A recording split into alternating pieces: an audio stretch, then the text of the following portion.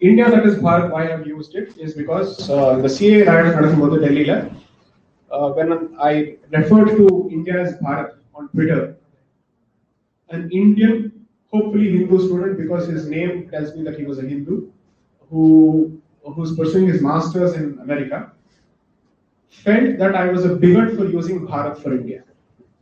It has come to that stage. That is, if you use Bharat for India, apparently you're a bigot.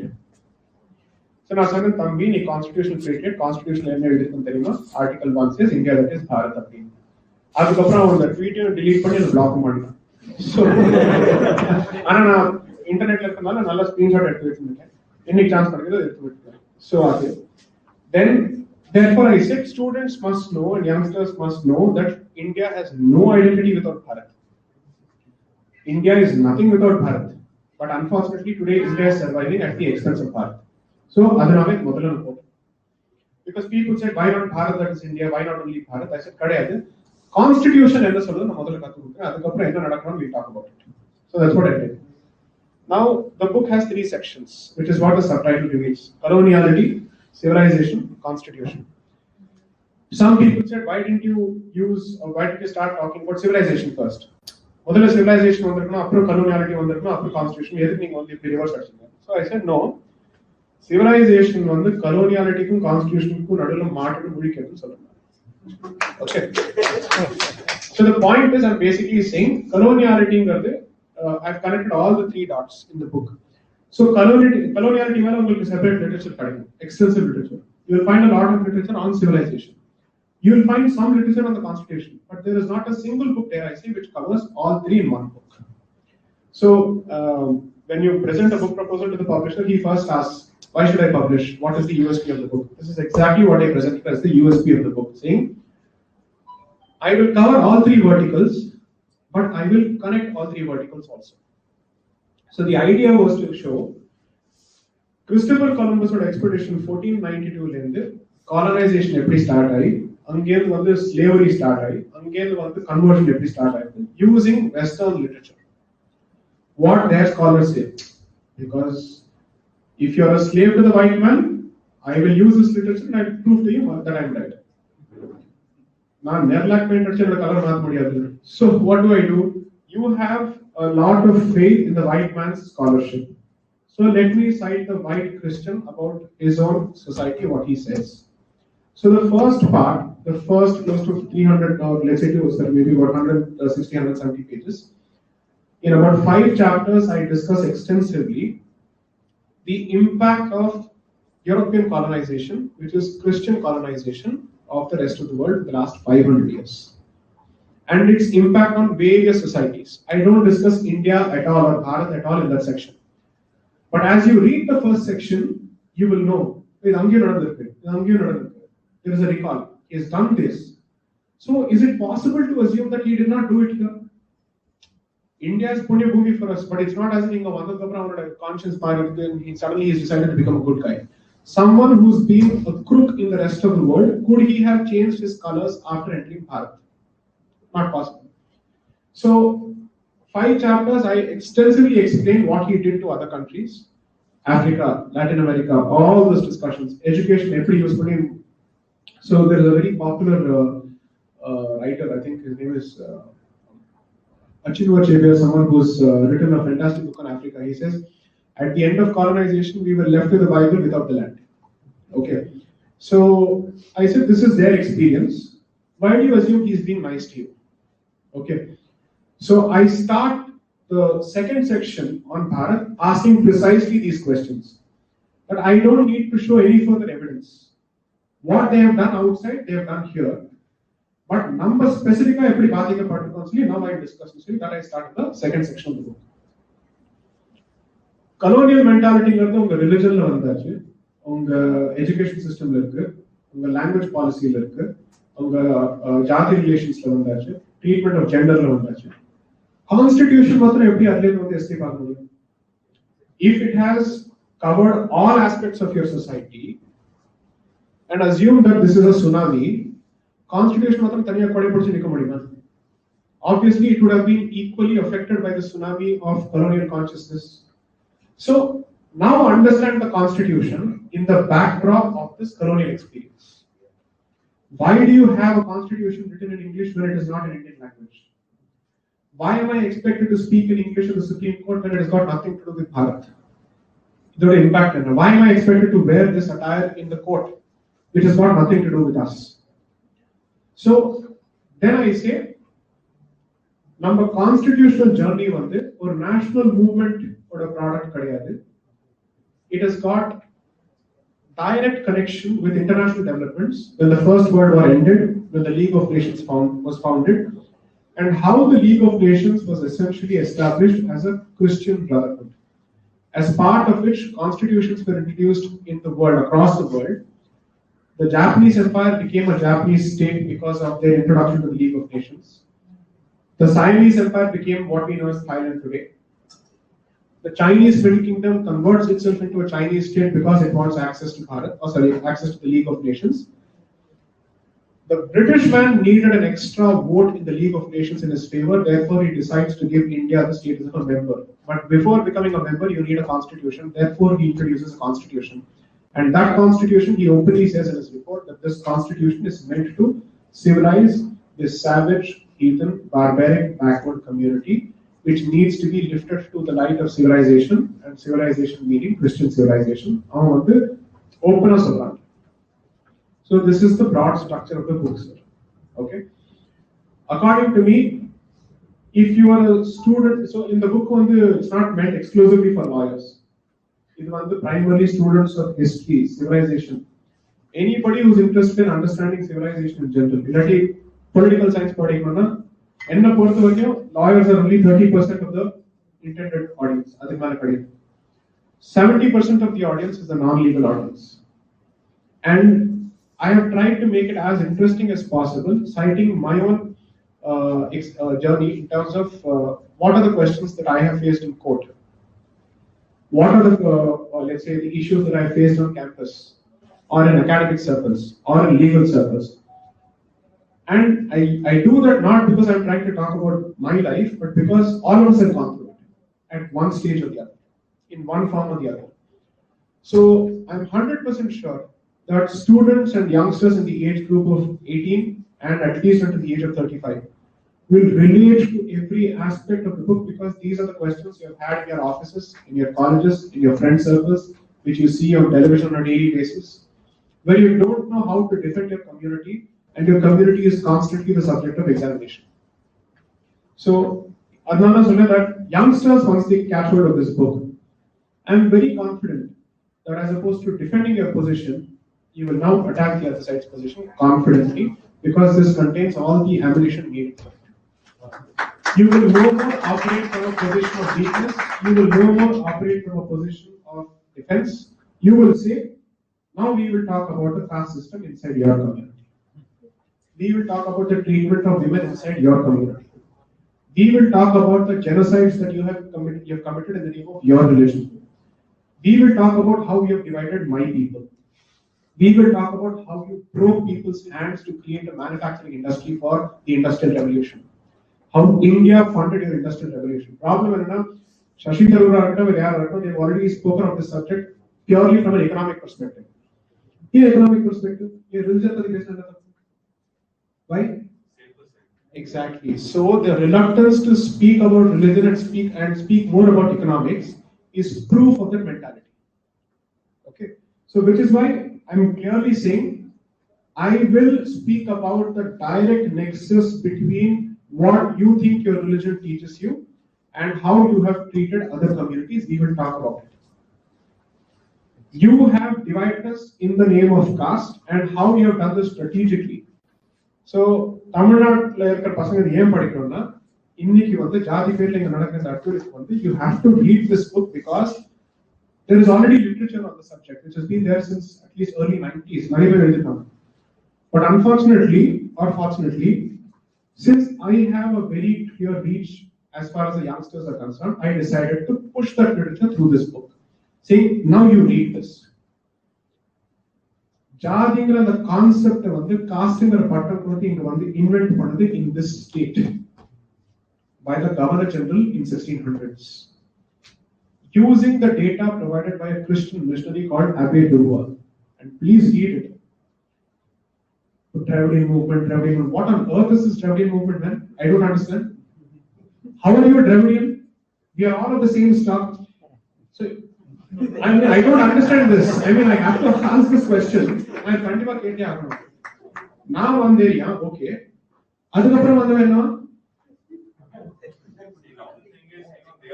India is a piece of a pie. Right?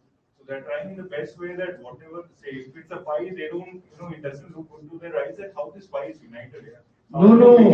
Go a step further. Bharat is the battleground for their own religious goals. Where they are very clear about the fact that that's exactly what is happening. That is, we need these territories divided between us. And I don't need to say this, Anglicans, Lutherans, Protestants, they are fighting for territory. Saying, I need to convert with data, they are saying this. Now, when all of this is happening, it is really surprising that this literature is available but nobody wants to read it. Your opinions can go to hell if they are not supported by facts. I am giving you facts. Deal with those facts. Let me see how you overcome those facts. The important clarification that must be given, and it is extremely important, is you also cannot whitewash your mistakes citing the outsider. I've said this very clearly. You also have to admit what you have done. That is a very clear clarification that I have given.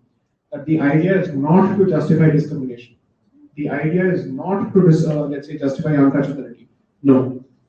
But you have to ask yourself, if we did not fight amongst each other in the name of caste before he came, and suddenly the fight starts after he has come, how do you fail to see the role of the external hand in this fight? Until the British man, the Portuguese, and the French come to this country, we have fought as a community against the Islamic invasions right until the 15th, 16th century. Okay? Show me literature which tells me that communities were busy fighting each other in the name of caste as opposed to protecting themselves as a society. How does this suddenly begin after he comes? It can't be a matter of coincidence. And has he employed a different strategy outside this country in other continents? No, he has done the very same thing. So, if you read this, your ability to understand what is, according to me, a global movement becomes crystal clear. Not just that, I will give you one more controversial piece of information, which is one of the professors from US who has endorsed this book initially has been asked to withdraw his endorsement because apparently his political affiliation and my political affiliations are different. So much for free speech. Huh? That is, even if you come from a scholarly field where you're an academic, apparently you're not supposed to engage with someone who comes from a different political view. And the man is from US. I'm saying, what political affiliations are you talking about? I don't even come from the same country. So that means left and right is a universal division. Right? That's what he's saying. And I'm very clear, I won't even call myself right. Simply because left and right are your imaginations. I don't belong to the right. I don't subscribe to the notion of a right. I'm very clearly on the Indic side, which is my civilization side. So the point I'm trying to tell the youngsters is get out of this left and right nonsense, because as long as you continue to speak about this, you're still operating within the framework of the colonizers. Your first interest is your civilizational interest, because you're an orphan civilization otherwise and you're a global minority. You don't have anybody else to speak for you. You have to speak up for yourself. So whether you want to keep fighting with each other or find ways of reconciling with each other, or you want to fight with each other and live at the expense of the rest of the community, that is for you to decide. You can be penny wise and pound foolish. The choice is entirely yours. So, one of the reasons that I've also, in the last 5 years, actively engaged with the young crowd is because it is that crowd especially which wants to speak up for the civilization, which is extremely lonely in campuses. No support whatsoever. You are bullied, you're targeted, your careers are jeopardized, You stand to lose friends on social media. You're effectively being told that you represent a backward position, that you represent a regressive position, you represent a fascist position, and that you come from a casteist community. I don't think there's a single community that can accuse Hindus of being casteist, because the divisions within them they won't talk about. And we are the only ones who are expected to wash our dirty laundry and everything in public. Whereas whatever they go through, that will never come out. So I'm saying for once, I will hold the mirror and I will say, this is who you are. If I am bad, you are no better. So you have no moral authority to pontificate to me as a community. We will deal with our problems. We have our own processes of dealing with the problems. We don't need you to hold a panchayat here. And the Katta Panchayat Namri Bharat, you can't. So that's the basic point here. Please read this. Next. Yes, sir. I'm going after me. Mike.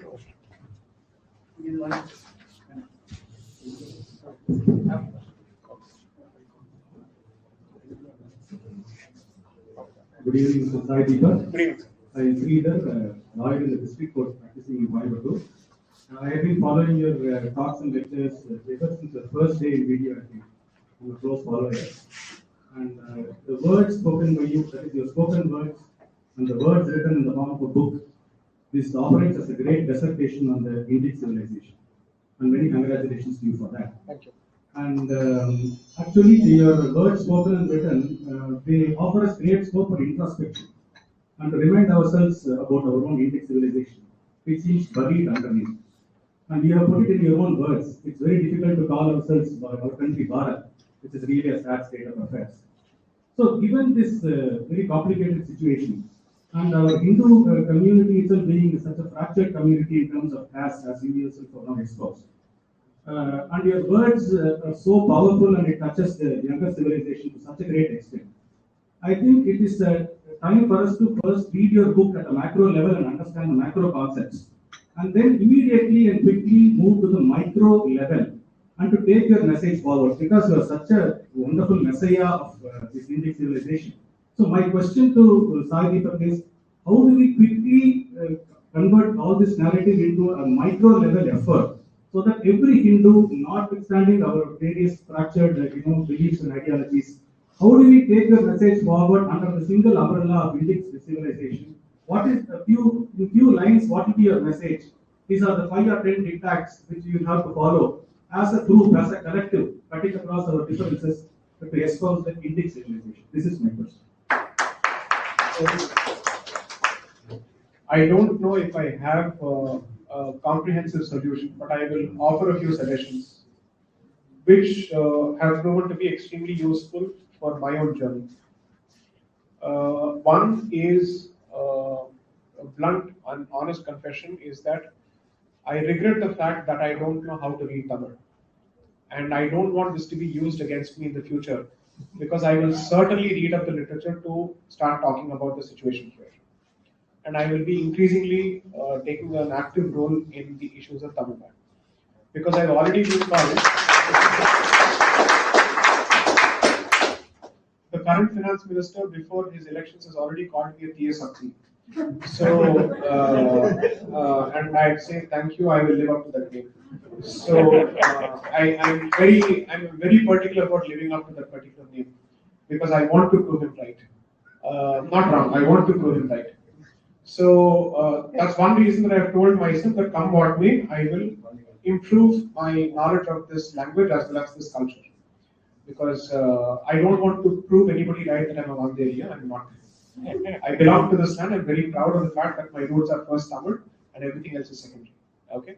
So one is that I think before we look at the macro problem, and I'll be very honest about this, it's easy to be bogged down by the scale of the problem, because the magnitude is vast and the number of challenges are huge.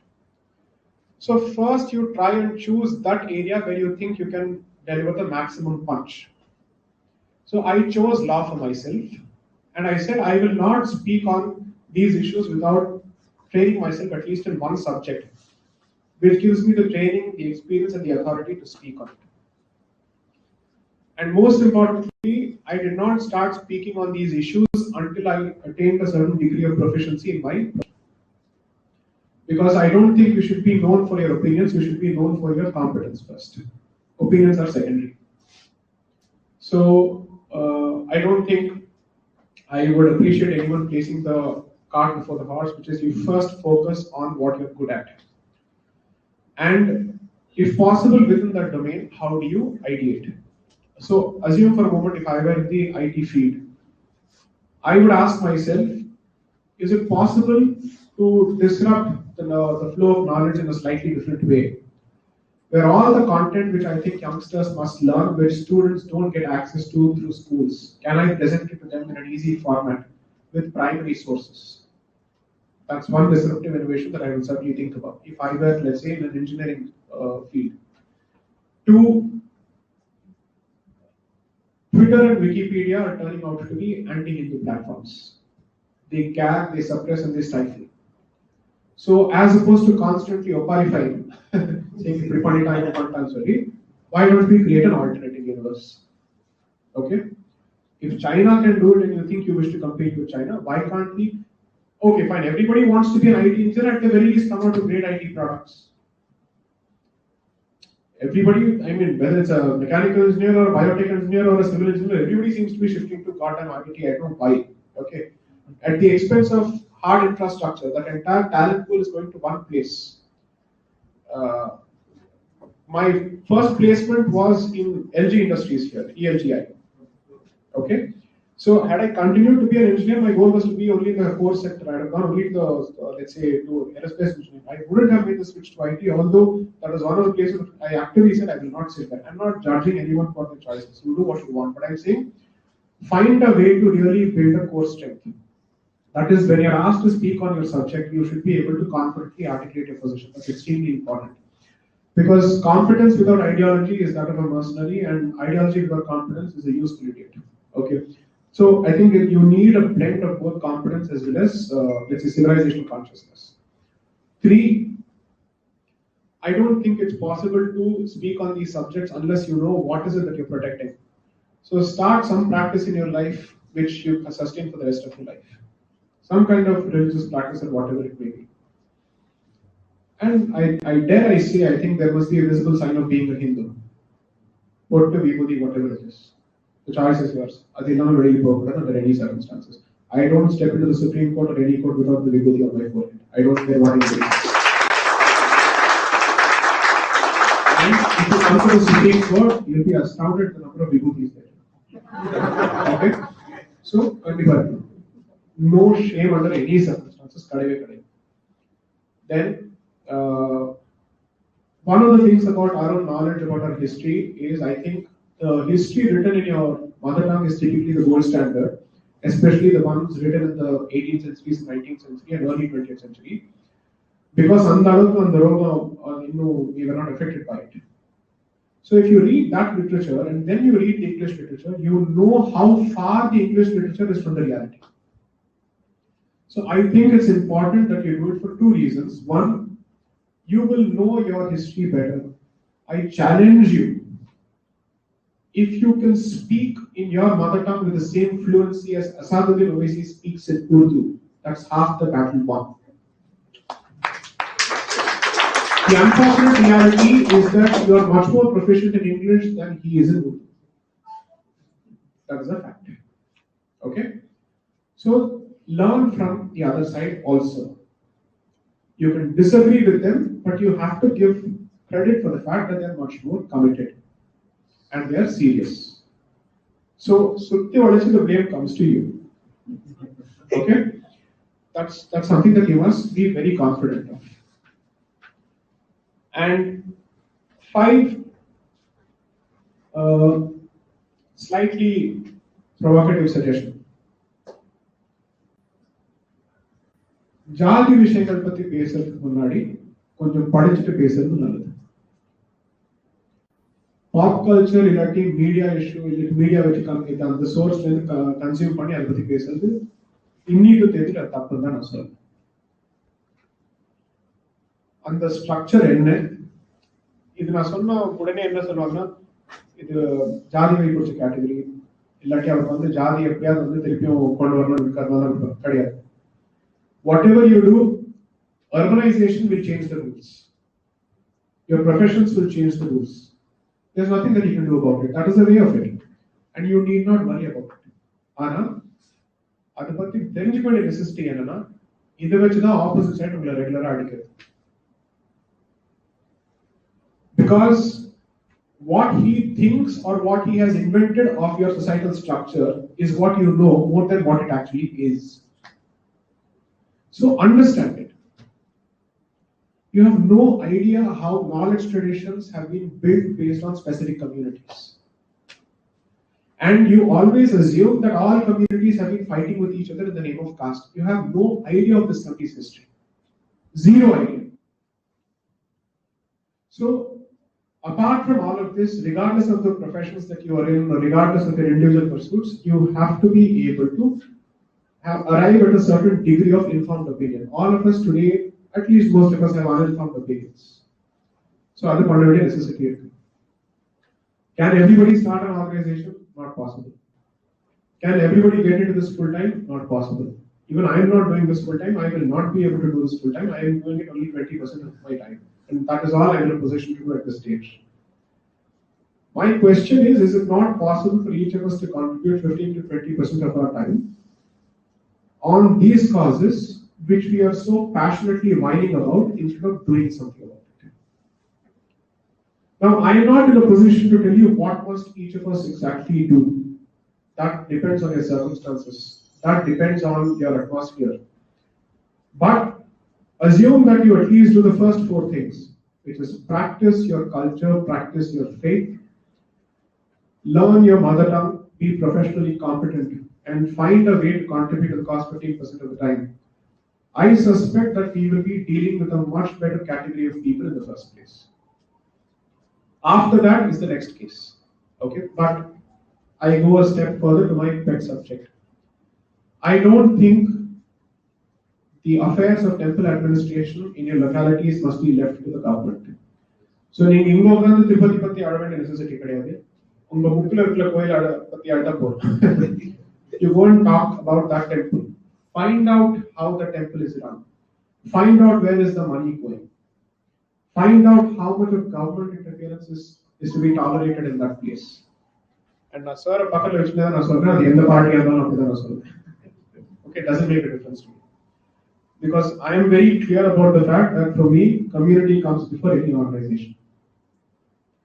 So, therefore, please ensure that at the very least you take an active interest in the affairs of the religious institutions which are in your vicinity. And convert that into centers of community development and not treat it as merely a center of religion or worship. That is necessary but not sufficient. So if you start doing that, the loneliness that a practicing Hindu feels will come down. Because to assume that as a community you're a lonely community or a cowardly community is absolute nonsense. Ambedkar writes in his book, Pakistan and the Partition of India, please read that, I referred to that book extensively, very clearly says, the reason why we believe that others are braver or whatever it is, because of Banda Gumara.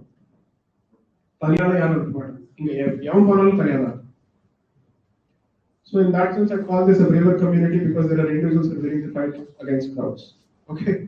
But the point is, please focus on developing a certain sense of community, and your ancestors have created that institution for community development, that is your temple. You don't need to start setting up trusts and organizations and everything else. That's already done and dusted. With 4 lakh temples in this state alone, I mean, at the very least, you're looking at 2 lakh temples, assume half of that. Imagine there was 2 lakh trusts to get the job done. Do you need more infrastructure? You have all the real estate, you have all the resources. Your job is to ensure and force the state to vacate, and so that you're in a position to use it for the community's development. I would say you do this for the next half a decade, and tell me that you wouldn't be in a much better position than you are today. 100% you will be. These are doables. What have I said which is not doable? What have I said that is unreasonable? What have I said which requires you to stretch your resources? Once a week, I think people of the community living in an area should get together to discuss the affairs of their institutions. And there, regardless of whatever jati, varna, whatever it is, you are sitting there as Hindus, period. Who is asking you to let go of your individual identities? But when you talk about the institution, you speak as a community. That's it.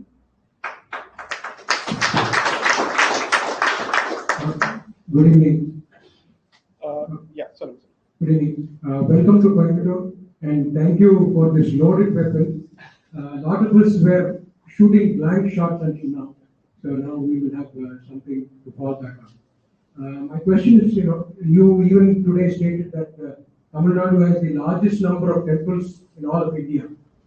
But the theory that is being propounded is that the Tamil roots did not have a Hindu religious things mainly because of Keeladi, and there is no lack of evidence of any thing in Keeladi. Despite the fact that over the ground there are so many, under the ground they say there is nothing.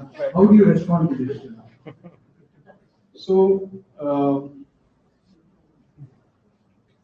I will respond to this question with a very clear caveat that I'm not a trained student of archaeology. Okay, so I'll be very, very careful in what I say.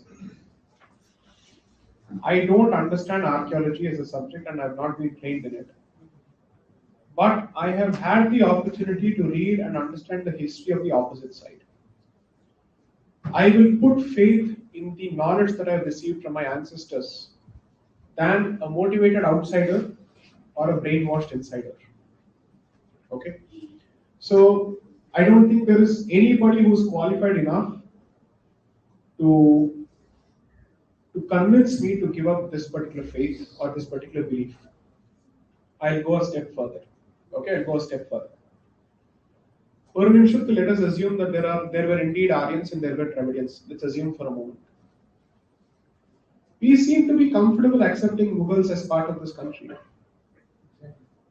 We seem to be comfortable accepting Turks as part of this country, Iranians as part of this country, Jews as part of this country, who don't share the same faith. But we have a problem with people of the same faith, assuming that they come from a different race. Isn't that proof of a mischievous conspiracy at work? So how on earth do I care about archaeology? So, which is what I'm trying to tell you, because we are being told that Arabs and Mughals were immigrants and Aryans were invaders. Apparently, we're supposed to buy this nonsense, okay, and put stock in this nonsense. The Dravidian stock, put stock in nonsense, okay. So I'm saying, sorry, I reject this completely. You have not been able to prove your case so far with all the resources at your disposal because it is still at the realm of theory. Archaeology, genetics, language, and everything seems to be going against you. Importantly, my own itihasas are going against you. Okay? So I have no reason to be affected by this. There are vastly more intelligent and qualified people who are working in these domains, responding to these people where they deserve a response. Your faith starts and ends in your temple. Put faith in that particular place. Everything else is secondary.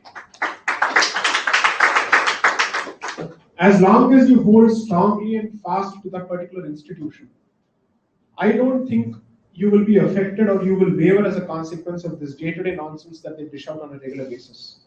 The unfortunate reality, and it's such a sad reality, that the bulk of this trash is coming out from this great state. Okay? So, I think it is time for Tamil Hindus to start speaking about it.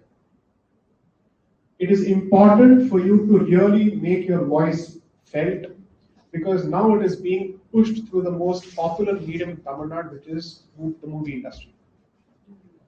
And that entire industry has been, according to me, hijacked by this thought process along with, dare I say, the Marxists and communists. Okay? So from the academic establishment to the media establishment, now they've gone to pop culture.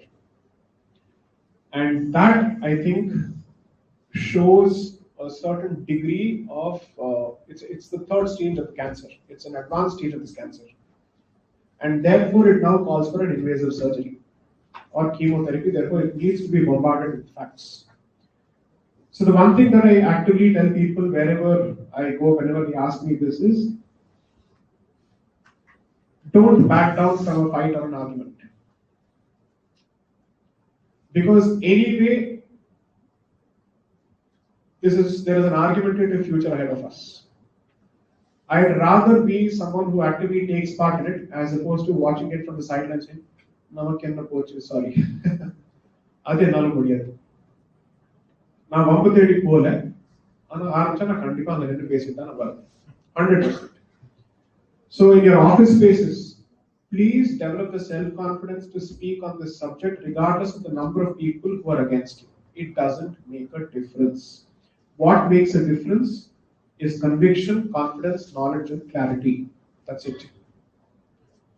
I say this, if I had said this 5 years ago, I would have nothing to show by way of achievements to say, I have done this, why can't you do this? I can now confidently say, I have done this in the lion's den. I've gone to those institutions where I'm not welcome. Those institutions where they kept posters specifically saying, Brahmin, get out. I wore the saffron and I went. And I spoke very clearly saying, this is the position that I have. You will earn the other side's respect only through conviction. Even they will have to grudgingly respect you because they know that you're dealing with a tough nut who cannot be cracked under any circumstances.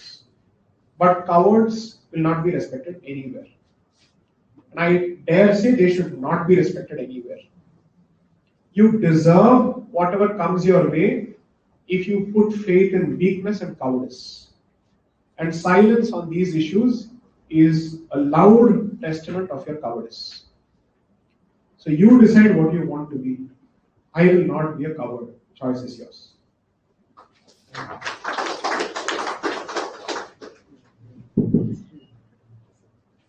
Yeah, welcome to Coimbatore, Mr. Sai Deepak.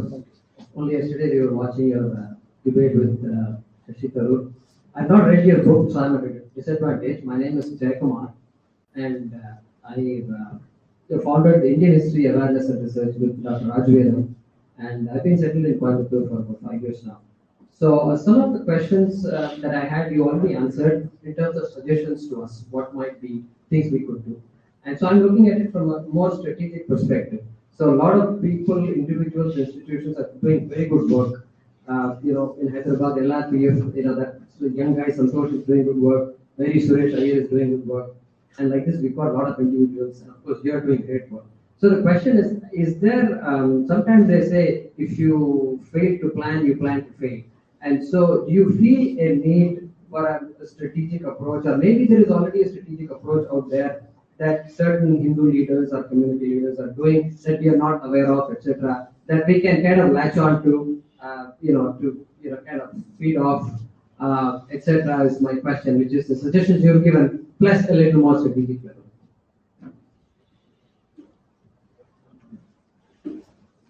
Can we strategically have a personal discussion? We'll park this question for a separate discussion. I think it's an important question, but we'll discuss this separately. Yes. Avanash Lingam, Chartered Accountant. Also Vedanta and Sanskrit teacher. Website நடத்திட்டு free books on Vedanta and Sanskrit program. 9 லட்சம் பேர் பார்த்திருக்காங்க website. Okay, என்னோட question நமக்கு இந்து ராஷ்டிரம் மாத்த முடியுமா constitution? இப்போ secular வச்சிருக்கோம் நம்ம கான்ஸ்டிடியூஷன், நம்ம இந்து ராஷ்டிரம் மாத்த முடியுமா நம்ம லைஃப் டைம்ல? So படம் அடுத்த புக்ல ரிலீஸ் ஆனா கொஞ்சம் வெயிட் பண்ணுங்க. Because the point is, when you ask this question, I've always put a counter question. When you say, can this become a Hindu Rashtra?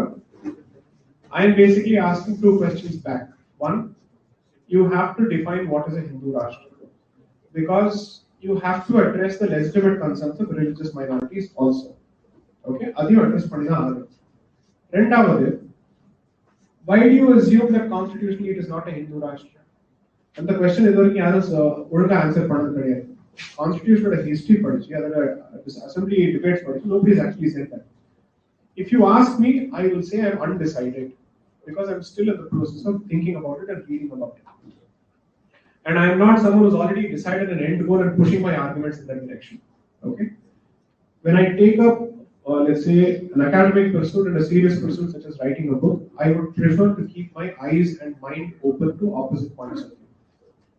So, உங்களோட questionக்கு பதில் என்கிட்ட இப்போதைக்கு கிடையாது, to be honest. Perhaps by the time I'm done writing the second book, either I'll have an answer or I'll be in a much better position to answer.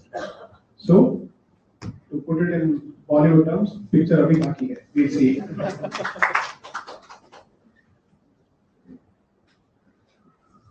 Welcome, sir. Welcome home. Thank you. Sir, since you mentioned these two countries, Israel and Japan, we will treat them. Almost half the answer of given with Ashtra. Two things like both Israel and Japan have had a very long civilization, probably not as much as Bharat. Two things what we see is like, we are not able to remove the crocodile worldview from the Japanese person. Similarly, an Israeli, the material of this religious position, they have this Zionist view. Do we have something on that topic on that level with Bharati person? So, Second, Yeah, just yeah, to remind, probably you were also there. There is Subramani Bharati's movement. He was a scholar in Sanskrit. thank you. Thank you. My grand uncle is here and he might vouch for the fact that Subramani Bharati was perhaps our maple on the other side of the family. So, this is something that I learned from my grandmother a long time ago. So, what I would want to actually point out to you is, one of the reasons that it's difficult to compare our experience with the experience entirely of other countries is because Japan has been geographically isolated, therefore even suffering invasions is something it has not gone through as much. Okay? And from the beginning they were very clear about not letting in missionaries. And they took a very stringent policy to the extent that as opposed to being called the Satan, they called the missionary the Satan. Okay? So maybe you can learn from their spirit, but geography changes history significantly. Your positioning in, let's say, in the map makes a huge difference. And Bharat, being so fertile and being so diverse and rich in resources, has always faced a lot of invasions, and that's always been the case. The only problem that I said is we are not a defeated or a defeatist society the way history is being taught, because all of us are alive and there's a specific reason for it. It's not because he spared the sword, but because we decided to draw the sword and respond. Okay? That's one. Second, you have to realize that by the time the Second World War ended, the Jewish cause had found significant support from the West. And especially the setting up of the State of Israel delivered a lot of strategic goals for the West. Having a state like Israel bang in the middle of the Middle East and closer to, let's say, these oil resource regions, I don't think is entirely a coincidence. Of course, the fact that they trace it to the land of their ancestors may have helped. I'm not saying any of that.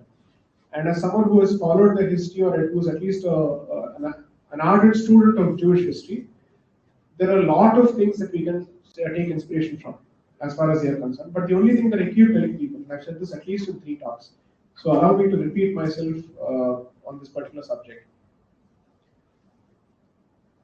It is a community with a population of only 12.5 million, which is 1.25 crores. I'm sure there are cities in this country which have greater populations.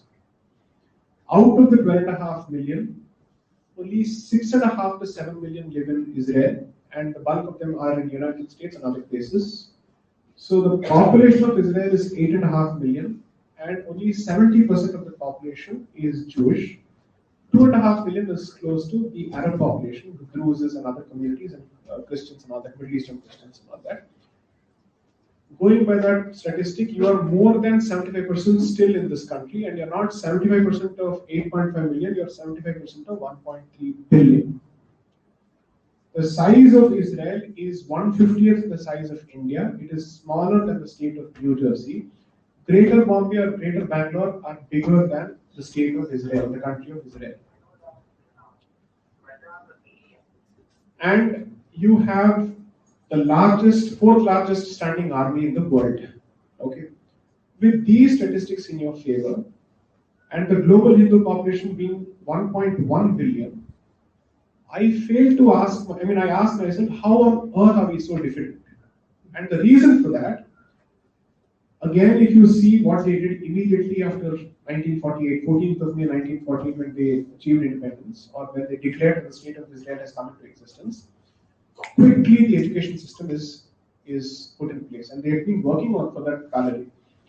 The great part about that movement is that their vision was ready, they only had to wait to come to power and start implementing it. Pardon me for saying so, but most of us start thinking of a vision after coming to power. Okay, especially on the cultural front or the education front. The preparation is not as much. Okay. Two is obviously the West sees Israel as part of it. Therefore, there is an entire support system for Israel because it is part of that Abrahamic setup and the Western setup.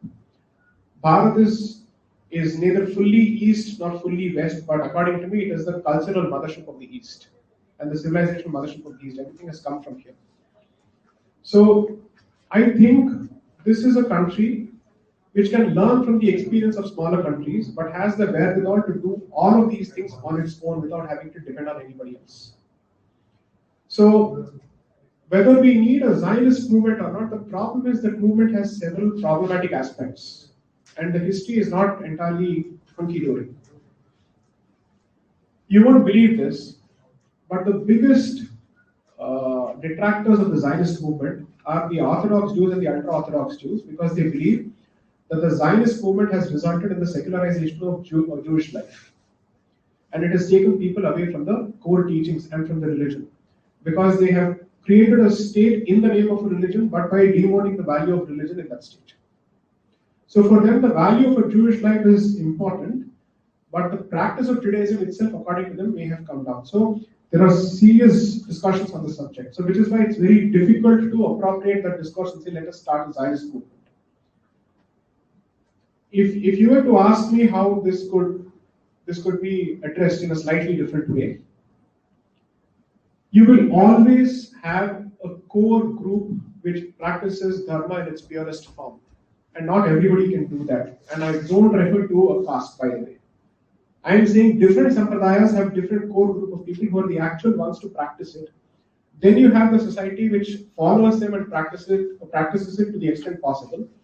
And then you have, let's say, public leaders and public intellectuals who interface with the rest of the world, the rest of the society. In our case, that system has been completely broken because your civilizational centers have been taken over by the state. So every time someone asks me this question, I say most of your issues will stand addressed, or at least you'll have the resources to address them if the temple is freed from state control. From real estate to knowledge centers to practices to several temple-based communities, and I'm not referring only to the Brahmin community. There are several communities which are dependent on the temple.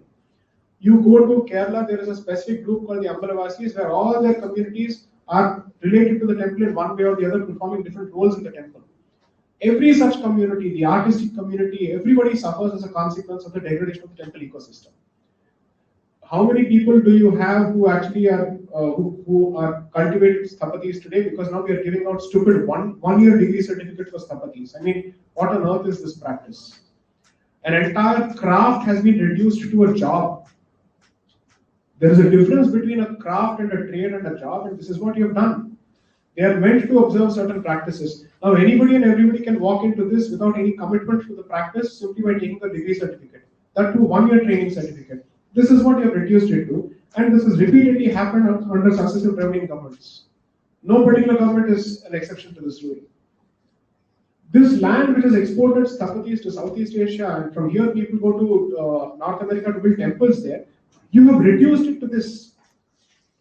Whoever tells you that the religion of the Hindu is exclusively the religion of the Brahmin, all these people have actually practiced this. Every time a sthapati is sculpting something, according to me, it is Veda in action. He is depicting the Itihasas and Puranas in action there. So look at the extent to which the caste discourse has destroyed the culture of this land. This land is the genesis, and according to me, here is where the cure is. If you preserve the Hindu civilizational, Dharmic civilizational character of Tamil Nadu, dare I say, the rejuvenation of Bharat will start from here. The legend is, the belief is, that Manu came from the south. after the deluge. According to me, the next movement for rejuvenation of Bharat has, according to me, it has already started simply because the moment the fight for temples has started, according to me, the churn has begun. Therefore, this is where it starts. When the north was being ravaged, the south took care of culture. And now it is the south under siege, which according to me tells you that it is a much worse situation. Because India is the Okay. So stand up, and you constantly look at, let's say, a system outside or elsewhere. Go back to history a bit and find out what structures can you revive to preserve the traditions of this land and to create a response mechanism. You can't recreate it in an identical way. But inevitably, every culture finds the greatest of its inspirations from its past, from its history, both the good, bad, and the ugly, both the mistakes as well as the achievements. So, so think about it. And here is where I think you should seriously consider supporting your native historians who write in Tamil as much as possible. More research is needed to address questions from Kiradi to whatnot. You have to actually invest in scholarship here. We are preparing a lot of engineers and doctors, but the South is abysmal in producing people in the humanities. And whoever comes out is the worst possible guy who reinforces this nonsense as opposed to coming out of it. So I think the society must seriously consider investing in the humanities. Because you have to realize, only the humanities has the exclusive right to theorize about your history and your past. You can keep earning money, but your culture is being defined by humanities. So please don't devalue it. If somebody decides to take up literature or arts, I would say please encourage them. Because ultimately these are the people who are writing news headlines, and these are the people who are creating all sorts of theories. So the engineer is forced to dance to the tunes of the art student. While you may be thinking otherwise when you were in school and college. So respect each of these professions. The arts has its own value, and I don't think we need to teach the value of arts to people from Tamil Nadu. Tomorrow, apparently I heard this woman, a genius on Twitter telling us that Bharatanatyam has got nothing to do with Hinduism, apparently. This is the extent to which it has come. Tomorrow they'll say Hinduism has nothing to do with Hinduism also. So, some of the atrocious nonsense that is spewed on social media tells me that these people, you can call them as psychopaths or whatever it is, but who bears the brunt of their psychopathy? It's us. It's our children who are exposed to social media who have to bear this nonsense. I think it's time to put an end to it through a proper response. And I mean a constitutional response, nothing negative. There is a way of responding to it. This is isn't this the city of Satyamurthy? No. Silverton Satyamurthy comes from? Chennai? Not but in any case, this is a state that has produced enough people where the Englishman had to go back to the dictionary to understand the meaning of the word that's used. So please make sure that you invest in this significantly. And that's one of the reasons I wouldn't have had the moral authority to make the statement had I not made the switch from engineering to law. I did that switch so that not to present an example, but clearly because I wanted to understand the system better. And please don't expect part-time scholarship to replace full-time scholarship. But that is no match for someone who is going to do this full-time throughout their life. So commit yourself in one way or the other. Yes, ma'am. Yes, ma'am. Yes. I'm a law student final year.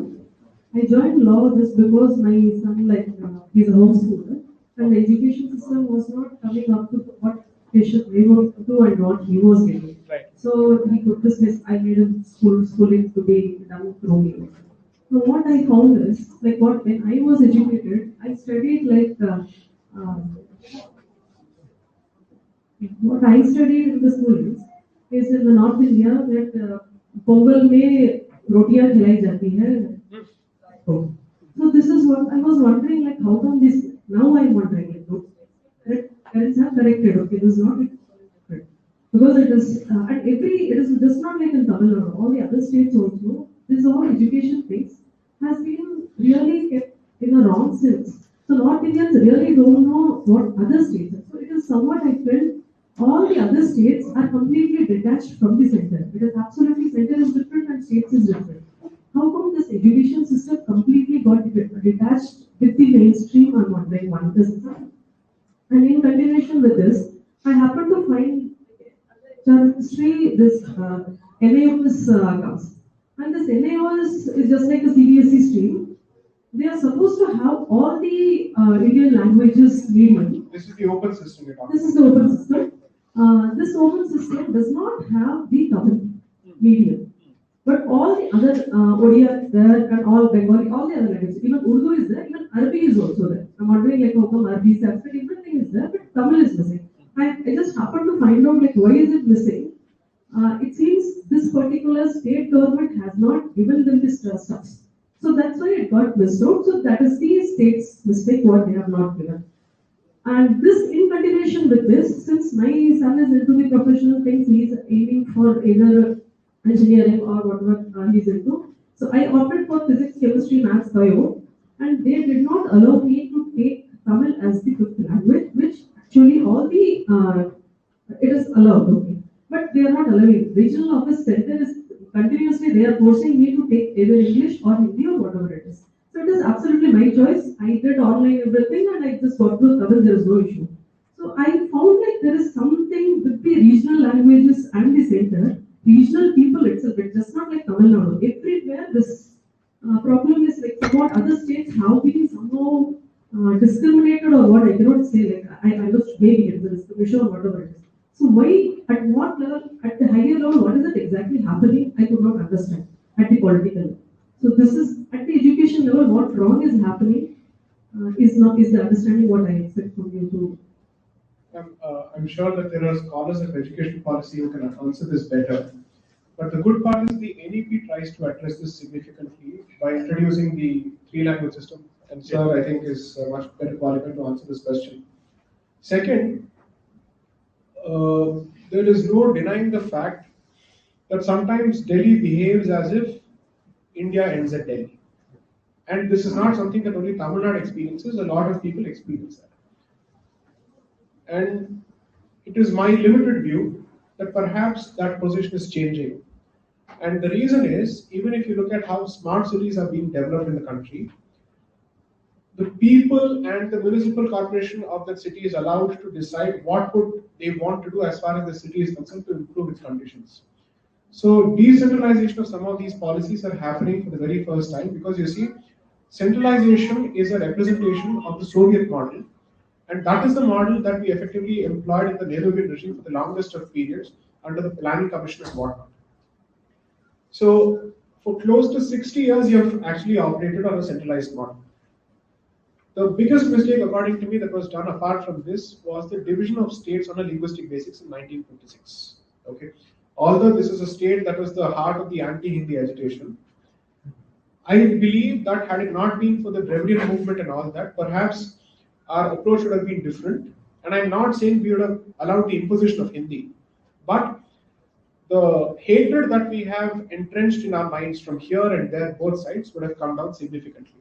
One of the suggestions that was made around that period, and I'm sure people can correct me on this, is that Rajagopalachari was very clear about dividing this country on the basis of administrative units as opposed to linguistic basis, saying that there is no part of this country where there is uniform, let's say, homogeneity as far as language is concerned. If you come to Hyderabad, you can speak in a language other than Telugu.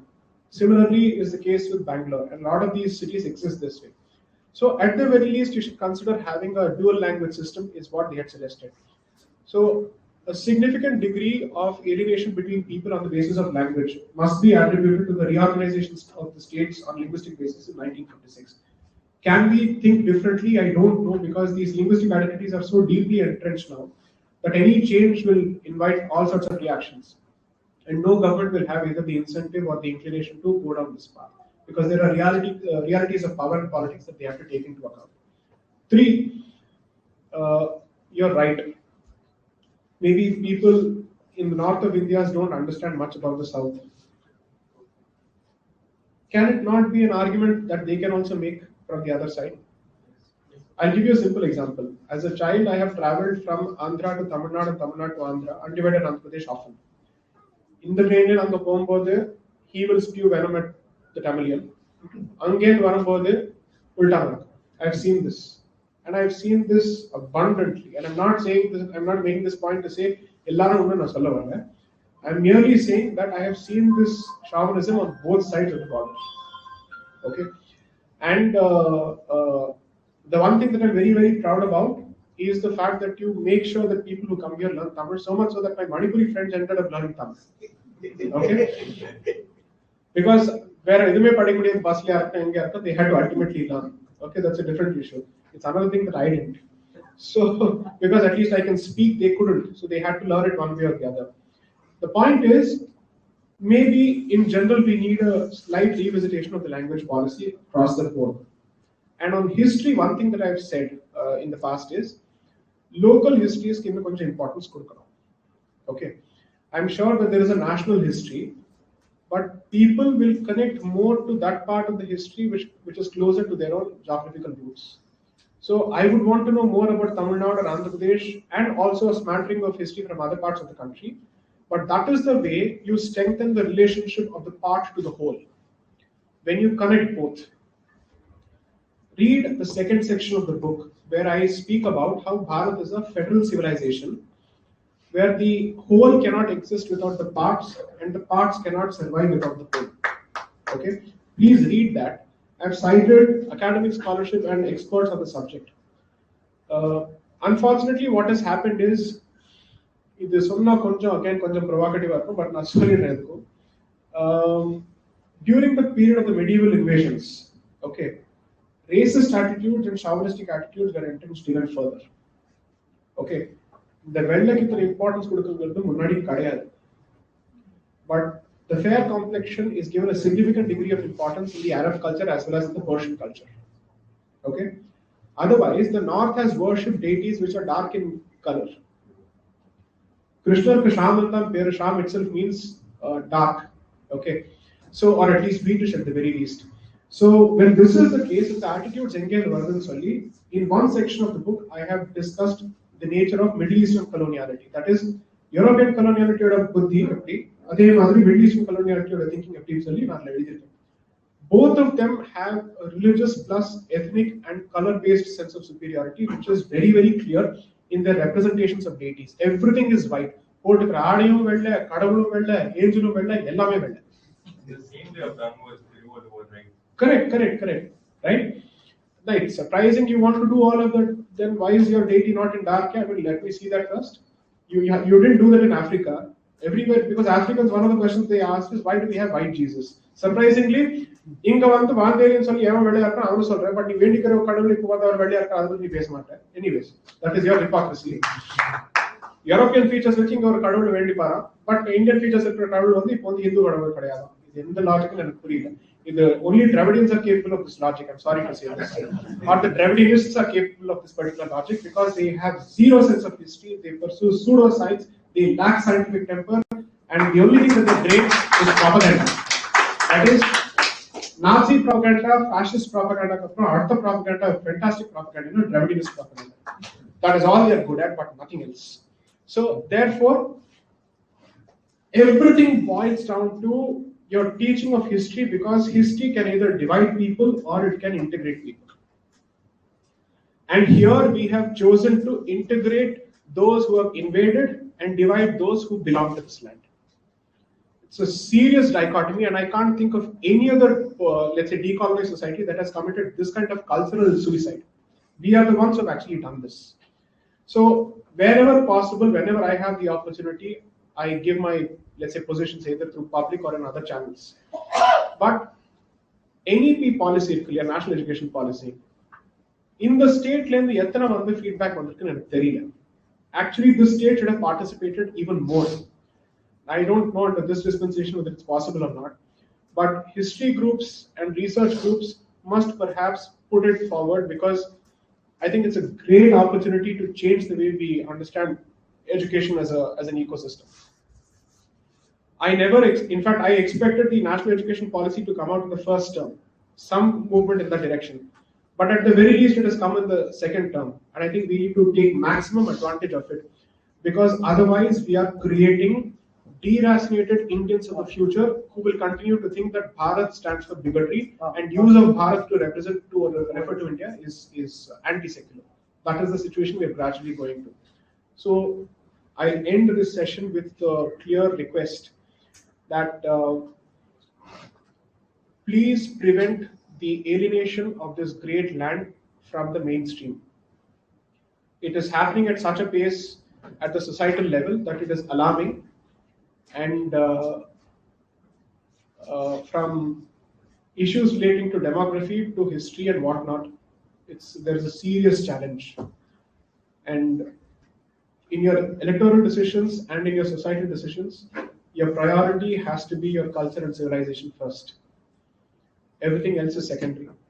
That's all I can say. So thank you for the opportunity, and thank you for listening to me with such great patience and for staying here for the entire 2-hour period. Thank you very, very much.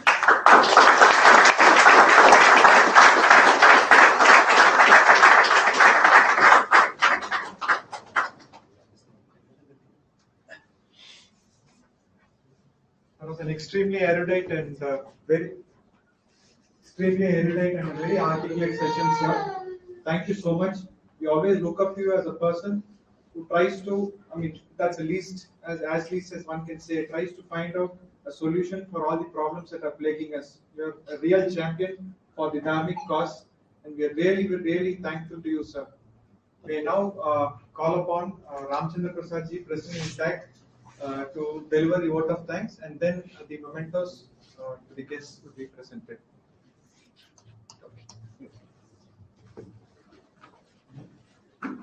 The fact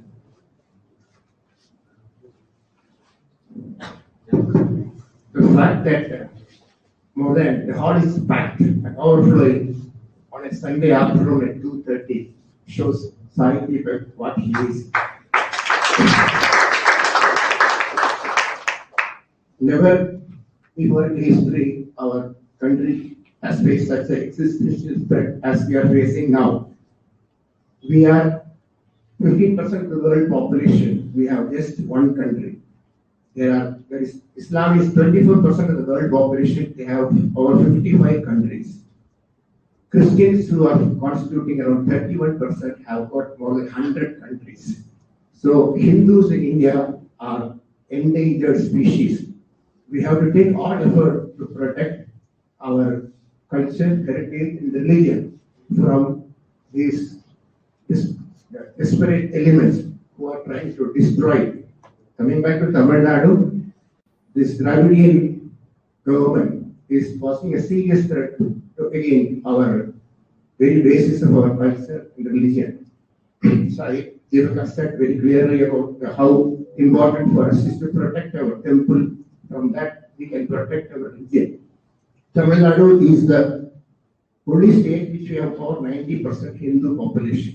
And generally people are all religious. But unfortunately we have a non-religious anti-Hindu government. So we have to unite and make sure that these people do not destroy our culture and heritage.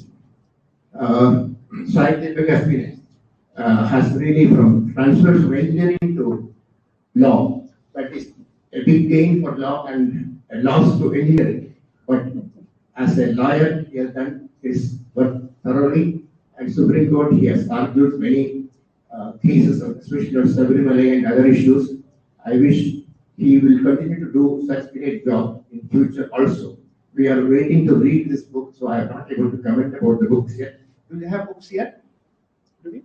Have you brought some books? It was expected to come the person. I request all of you to buy, each and every one of you to buy one copy of this book and read it, and probably will be more enlightened. Thank you very much. On behalf of our organization, I would like to present Memento for Sai.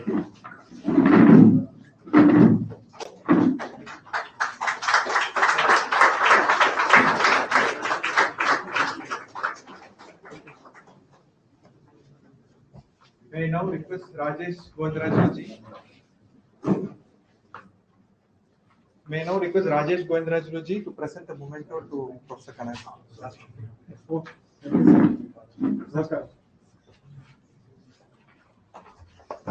Thank you so much. Thank you. May I now request Siddharth, junior correspondent of Perk, come forward and present the memento to our chief curator of Varanta, Rajesh Govindraj.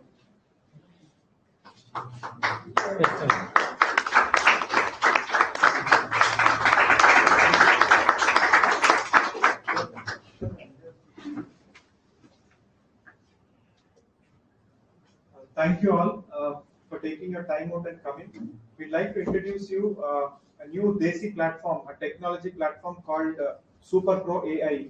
It's an effective alternate to the Zoom and the Google Meets of the world.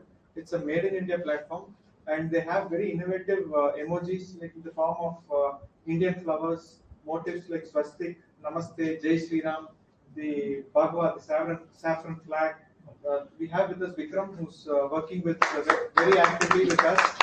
All our filter coffee with Rajesh Govindraj through these sessions, and also today we're webcast through Vikram's platform Super Pro. They're very actively working with us. Thank you, Vikram. Thanks, Jagan. So I've been in the technology space for the last 6 years, worked with multinationals like Wipro. Along with me, Gaurav Tripathi, Vijay Goyal, Vivek and Sagar, we all decided to make a platform in the COVID times. We started this company 1 year back in the COVID. We are a remote host company, and we launched this platform called Super Pro, which can host events and your meetings online and without any requirement of downloading a software. We have tested this latency in Jammu Kashmir, Kanyakumari, Chhattisgarh, and in areas where the network quality is poor, and it has performed far better than Zoom or Google Meet. Today, as we speak, we have completed 2 million minutes cumulatively across the country, and almost every Ganesh Pandal in Maharashtra is being webcasted online using Super Pro platform free of cost.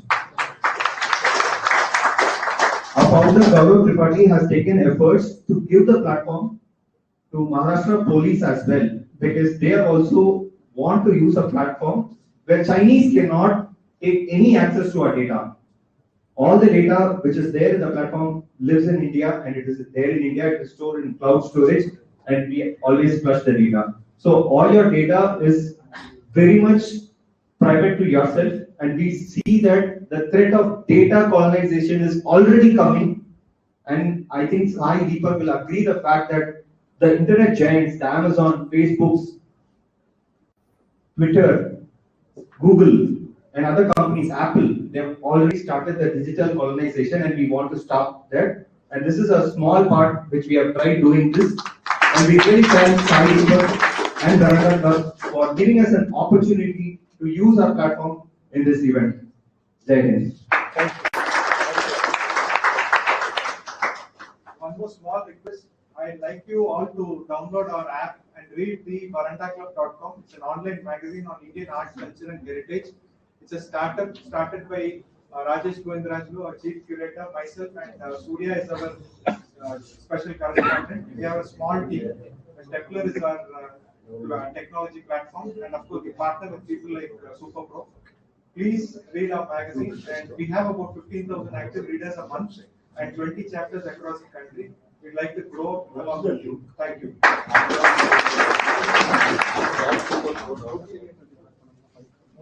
Anybody has copies of the book? Please come forward and yes. I missed my flight. I took another flight and came. It is worth the effort taken.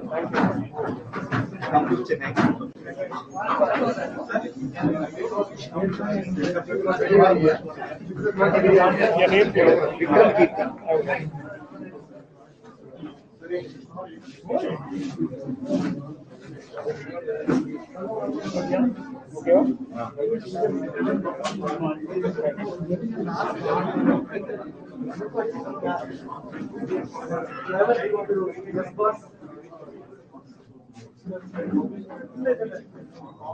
Please, 11, 12.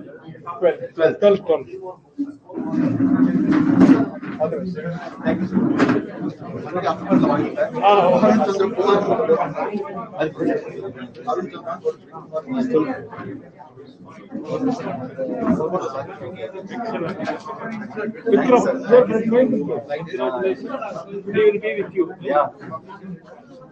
உங்களை கண்டிப்பா பேசி அவங்க ராஜேஷ்